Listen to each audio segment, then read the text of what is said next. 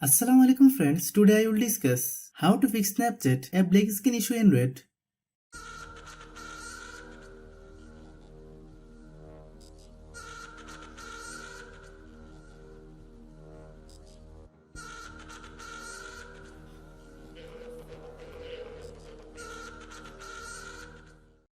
Click settings,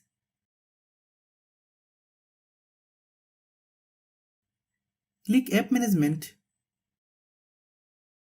click app list, click Snapchat.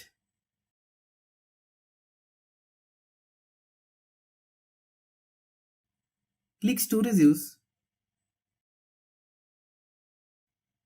click clear data, then click OK.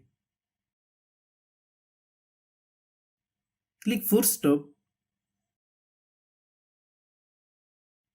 click force stop,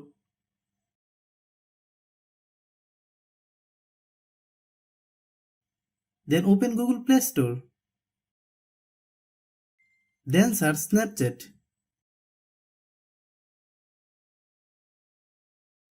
Click Snapchat. If you get any update, please update.